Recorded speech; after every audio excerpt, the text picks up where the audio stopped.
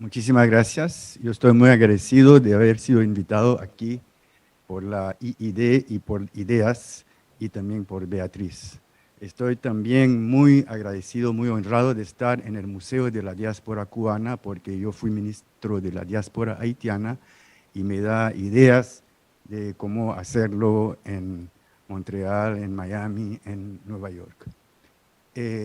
También yo quiero saludar la memoria del apóstol de la independencia cubana, José Martí, que murió con pasaporte haitiano. Bueno, Haiti's political crisis is an immigration crisis, a nuisance for the region, and a governance one for the Haitians. It is structural and must be analyzed as a process of deconstruction of the Haitian neo-colonial state, rebuilt by the US occupation and impoverished by the French ransom of independence. It is a repressive state whose mission was to control the peasants through a gendarmerie overseeing the rural areas with the section chiefs supported by the military district officers, and the Duvalier added a militia of 300,000 Tontomacoute bogeymen to that repressive apparatus. From 1804 to 1986, the majority of the population had been terrorized by dictators, autocrats, governing for a small educated black and mulatto elite who concentrated the economic power with foreign merchants, mainly French and Germans, who controlled the banking system. At the turn of the 20th century, the Syro-Lebanese arrived and gradually became part of that elite. For the US government, the Monroe Doctrine implied an intervention as the most effective strategy for state building, because in its point of view, Haiti could not recover from the failures of government without US external interference to help create a new bureaucracy. During the US occupation, the US government and investors did a special division of production. They created sugarcane plantations and mills in Cuba and the Dominican Republic and organized the migration of Haitian labor to these plantations. This is why we still have 500,000 of Haitian descendants in Cuba and 1 million in Dominican Republic. But this intervention encouraged a sense of national identity and through population organized to end the 19 years occupation, first through armed guerrilla and later through strikes and civil disobedience actions. Between 1962 and 68, François Duvalier opened the gates for the first migration to supply Haitian teachers, doctors, intellectuals, and technicians during the decolonization of French Africa and the Révolution tranquille in Quebec, Canada. Because of this human rights abuse and his dictatorship, Haiti was not part of the Alliance for Progress program for Latin America. When he died, the US supported his son Jean-Claude as the new president for life and promoted Haiti as the Taiwan of the Caribbean. Investments were made in the industrial park in Port-au-Prince, which attracted workers from the countryside. But Duvalier's son, Baby Doc, initiated a second wave of migration. His repressive policies incited the peasants, the political activists, and a major part of the middle class to emigrate to the Bahamas, Miami, New York, Montreal, and the French Overseas Department. During the last decade, the third wave of migration went to Chile, Brazil, and again to the US and the DR. Now, approximately 2 to 3 million Haitians live abroad. Maybe half of them do so illegally. According to the World Bank, more than 64% of Haitians live in cities, and more than 80% of all the Haitian university graduates, intellectual, professional, artists, live abroad. The absence of that middle class and the accelerated urbanization, meaning massive arrival of peasants to the unprepared city structures, is a big obstacle to economic development and the practice of democracy. There is no buffer between the have and the have-not. The newcomers have deforested their mountainous land or have sold it to come to the city. They squattered lands not suited for housing and created immense slums called ghettos and uncontrollable by the small police force. Once organized into neighborhood watch group, now they have become gang control territory for rapes, kidnappings, the smuggling of arms, ammunition, and drugs. From 86 to 2021, the repressive police and predator state have reached their expiration date. During that period, the donor country's strategy was to bypass the state and to finance PVOs and NGOs, depleting the government of its professional cadres and technicians.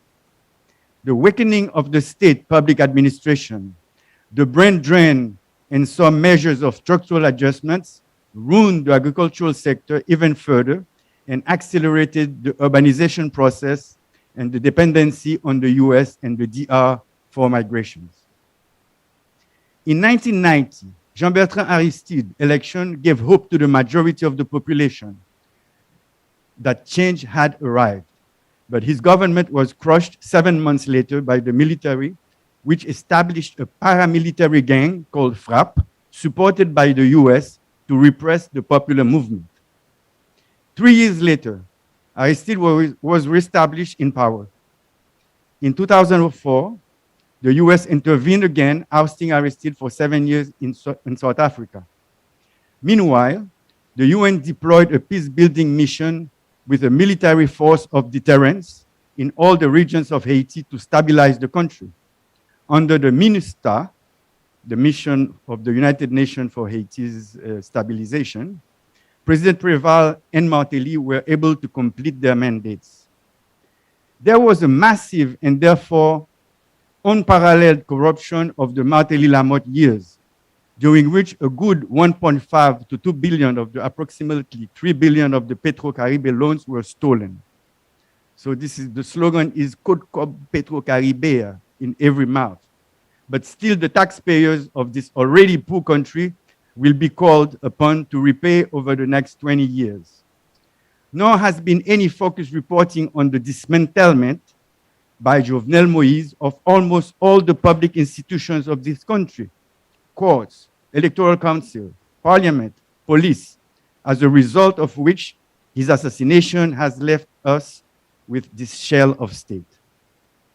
The short-lived special envoy, Daniel Foote, made clear in his letter of resignation, then in his testimony before representative mixed foreign relations committees, that the US government imposed Martelly as president, turned a blind eye to the aberrations of his governance and to the corruption, and finally to not allow a single election, local, parliamentary, or presidential, to take place during his 5-year terms, despite the near total control by his party of both houses of parliament. So no excuses allowed regarding passage of election laws. Well, as the sign in the porcelain shop says, if you break it, you pay for it. The context has been marked during the last 3 years by violent political unrest and high crime. Clashes between armed groups have claimed the lives of hundreds of people and displaced thousands of residents in the capital. For lack of sufficient resources, the Haitian National Police is inefficient. The deterioration of the country's economic condition, inflation at 20%, and depreciation of the national good, as well as political unrest, have strongly affected food security in Haiti, a country highly exposed to natural disasters. The UN estimates that nearly a third of the population is in need of emergency food assistance in 2021. Since 2020, the political parties have been meeting to reach an agreement to replace Moïse on the end of his constitutional mandate, which would be on 7th of February on 2021. At that time, a group of civil society initiated a citizen movement to put pressure for change and contacted the political parties and all the organized sectors of the population to assume their responsibilities, to put aside their differences and engage in constructive dialogue to allow the election to be held in a peaceful atmosphere. On August 30th, at the Montana Hotel in Port-au-Prince, an agreement between civil society and the political and popular organizations was signed. This political accord is a process to find a Haitian solution. Haitian because initiated, conceived, supported, defended by Haitians within a democratic and ethical framework. In the absence of a legal, constitutional response to resolve the crisis of political power, the Montana Accord provides a moral and ethical legitimacy to equip the nation with leaders capable of creating the necessary climate for the holding of real elections. There is a vibrant civil society and progressive and democratic parties who have come together and who continue to convince people into dialogue. This Haiti, which wants to treat and cure its ills in order to progress irreversibly toward a well-being, towards better living together.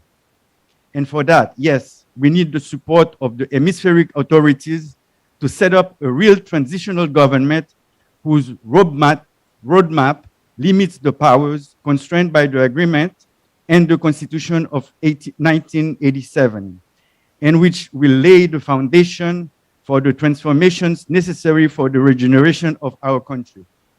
And it bears repeating with Eduardo Galeano until the death heareth, Haiti is the founding country of Latin American independence and the first in the world to outlaw slavery. It deserves much more than the notoriety due to disgrace. But the crisis will not be resolved if we don't find a common interest with the international community and mainly the US and the DR. In the first half of the 21st century, our common objective is to fix the Haitians in Haiti. This can necessitate a new deal or even a new Marshall Plan for Haiti, a plan that will build a green Haiti and mitigate the climate changes and promote nearshoring manufacturing facilities. A plan that will include the best brains of the diaspora.